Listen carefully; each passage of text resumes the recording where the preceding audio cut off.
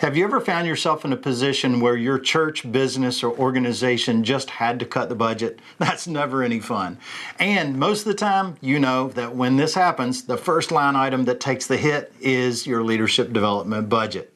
But just because you cut dollars doesn't mean you have to cut development. So stay tuned, because today I'm going to share 6 solutions for developing leaders even when dollars are tight.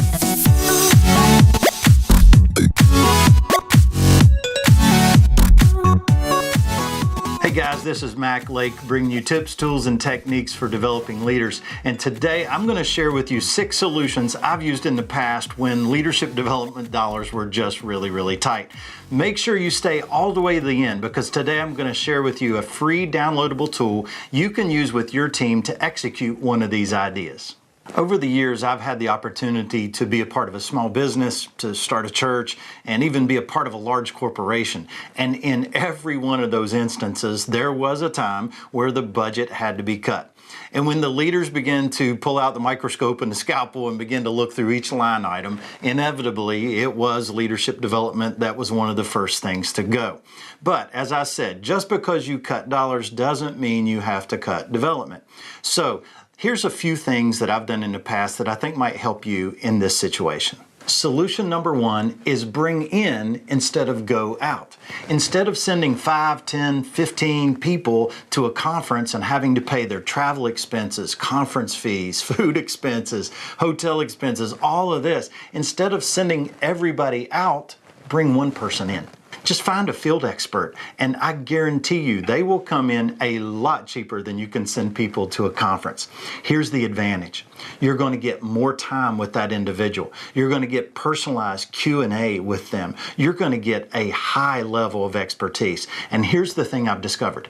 Every single time I've done that, I've built a relationship with the person that we brought in. That means I ended up having their personal cell phone, and I could call them anytime and ask questions, because all of a sudden there's a friendship there. So there is a much bigger payoff by bringing somebody in rather than sending everybody out.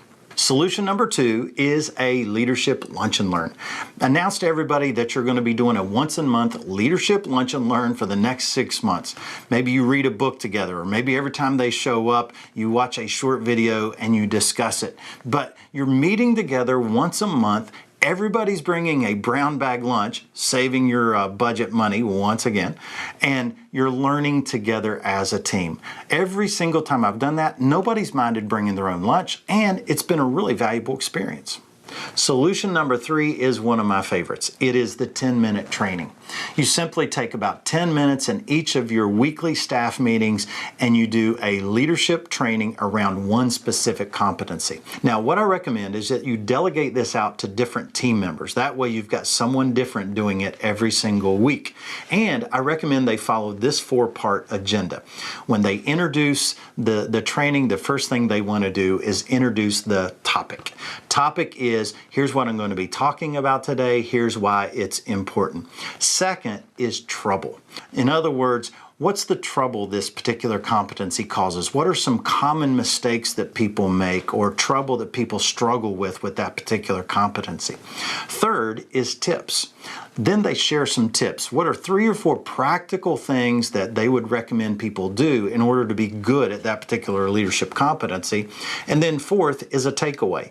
You can either have them share one big takeaway for everybody, or they can have the team take 30 seconds, 60 seconds, and write down their biggest takeaway. Now, it's only 10 minutes, but that training can be extremely beneficial for everybody in the room. It helps your team learn from each other, and it really helps those that are doing the training and leading it themselves. Solution number 4 is mentoring. While there may be a shortage of dollars in your organization, there's not a shortage of experience and wisdom. So draw on those more experienced leaders. Ask them to invest themselves in 2 to 3 other people in your organization. Here's what it's going to do for you. It's really going to help teach your people not to be dependent on outside resources for leadership development. By doing this type of mentoring, this relational leadership development, development. It's going to help your organization build a culture of leadership development. Solution number 5 is leverage other leaders in your community. Look around your community and find those people who are experts in some leadership competency and invite them to come in and do a training session with your team. You would be shocked. Every single time I've done this, they have said yes. People have said yes, and they felt honored to do it.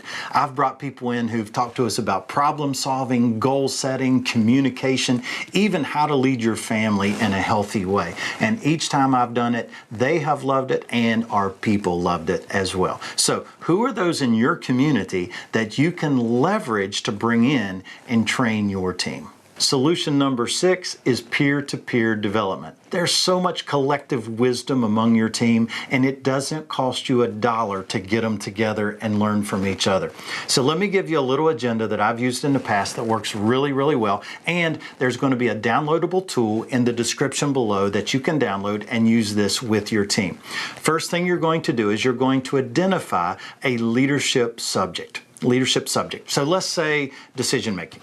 All right. Second thing you do is you list what are the challenges that people face with this particular leadership competency. So what are the challenges that people face in decision making? And so you brainstorm that as a group. Now they're going to begin to identify several things. You write those down on a whiteboard or post it. Number 3 is you begin to ask, okay, now, what are the best practices with this competency? What are the best practices around decision making? So again, you just get everybody's best thinking on the ideas on this particular competency, and you begin to write it down on the whiteboard. So now you got the problems listed, you got best practices listed. Then next step is you ask the team, which ones of these do you feel like we do well as a team? Which one do you feel like we need to grow in as a team? Or you may say, hey, which one of these do you feel like you do well? Or which ones do you feel like you need to do better? And get everybody discussing that. And then the final step is action steps. Everybody writes down some action steps. How are we going to apply this in order to grow in this particular area? Now, here's the beauty of this particular solution. When you use peer-to-peer development, there's nobody that's the one main teacher. It is your whole team using their collective wisdom to learn from each other, to share best practices, and to grow as leaders together. Hey guys, I hope this video has been helpful. If you enjoyed it, please click the like button. I would love for you to subscribe and make sure you share this video with your team. Down below in the description, I've put 3 questions you can discuss with your team so you can continue learning from this video yourself and together.